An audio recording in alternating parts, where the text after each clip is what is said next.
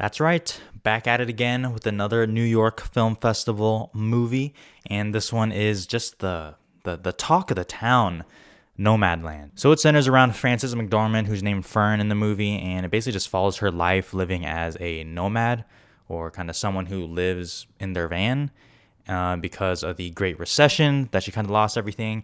And yeah, it just kind of follows her life, basically. Now, you want to talk about Oscars? I mean, this movie, Nomadland, just won the Golden Lion at the Venice Film Festival, which is the top award. Last couple movies to do that are Joker, Roma, and The Shape of Water. A theme there. Best Picture nominees and a winner in Shape of Water. And more recently, it just won the TIFF People's Choice Award. Last few winners of those, Room, La La Land, Three Billboards, which Frances McDormand was a part of, Green Book, Jojo Rabbit. Another theme there, you guessed it, Best Picture nominees and winner in Green Book, yeah. And Nomadland is the first movie to win both top awards at each film festival. Obviously, it's a bit of a weird year, but still, it's a pretty big fucking deal. And I gotta say, I was moved by it. So the cool thing about this movie, I'm sure you guys have probably already heard of it, but besides Frances McDormand and David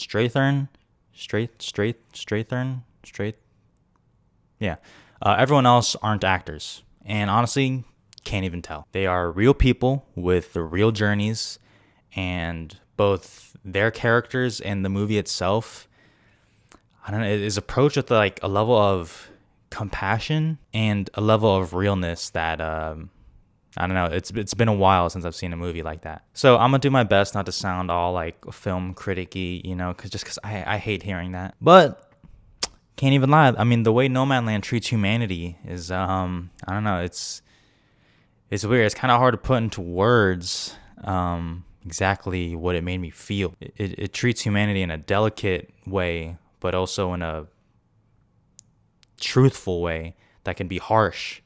And I don't know, it was great. And that's, to me, that's credit to the director, Chloe Zhao. That's how you say it, not Chloe Zhao. And the level of direction here, I mean, that is really one of the few things that stands out about this movie. Which, I mean, let's face it, you watch a lot of movies, you don't really notice even the direction, but you can feel like her fingerprints all over the movie. It really takes its time. And I know that can usually be a translation for it's boring. And sometimes I would agree with that. I have no problem talking about a movie that everyone loves, like film Twitter loves, and I'll just be like, yo, that shit boring as fuck. But not this one. Not this one. It's completely unfiltered. I mean, it doesn't feel like you're watching a movie.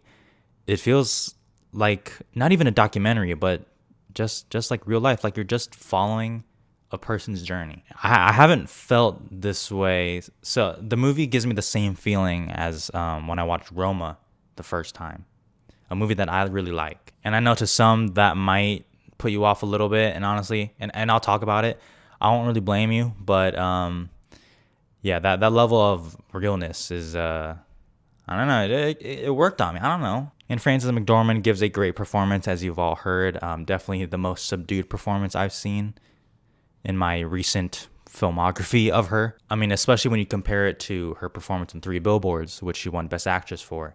I mean, it's like totally opposite. You can still see it in her, but it's a very subdued, methodical performance. A lot of listening and a lot of head nodding, but a lot of truth to it. And lock for Best Actress nominee at least. And yes, the movie is beautiful. I mean, you see that teaser trailer where it's just a tracking shot of her. I mean, look at that. I mean, just it's so good, eye candy. And some of this movie does take part in Arizona. Shout out, that's where I live, and I've lived my whole life, unfortunately. And yes, our sunsets do sometimes look like that. It is very beautiful, but also the movie makes it look a lot more beautiful because usually it's too fucking hot to even take notice of anything beautiful in here when it's 120 degrees in the summer, It's just more like dirt and cacti all around. But yeah, I mean, for real, the movie is really beautiful. I mean, jokes aside. And the score, the score with the so good. I mean, once again, not saying much, but it is definitely one of my favorite scores of the year, if not my favorites. I mean, there'll just be shots of them driving, Frances McDormand driving, and it's showing the scenery, and the score is playing, and I don't know, I was like transported. If you have a drama movie, right? And you want me to like the score, if you add some piano in there, I'm pretty sure I'm gonna like it. Now, like I kind of hinted to earlier, this movie is not gonna be for everyone. So I can actually see this portraying the way Roma was portrayed, especially through Oscar season, where critically it's the most like acclaimed movie of the year, but audiences and even some Oscar voters, some love it, some are like, this is boring, nothing happens. Now others might disagree, but for me, I'm a human. I'm 22 years old. The pacing dragged for me a little bit in certain parts, especially watching it at home. You start getting the little itch to be like, hey, maybe I should check the time. But I didn't. But when you start to feel it a little bit, yeah, the pacing drags sometimes. And yeah, I mean, I will not be surprised if people find this really boring. I'm not even going to criticize them if they find it boring. That's a thing. I can really see this, people just being like, no, I don't get it. It's a waste of time. And that's all right. And just by the way, side rant, why do all critics just automatically know that a general audience might find it boring? Like everyone, all the critics talk about how beautiful a movie is or whatever, and then they'll be like, yeah, but I can see people saying nothing really happens or whatever. Now, I know I just repeated that earlier, but most of the time I don't, honestly. I just want to know, like, is there like not one like professional critic who's like, yeah, this movie's just boring?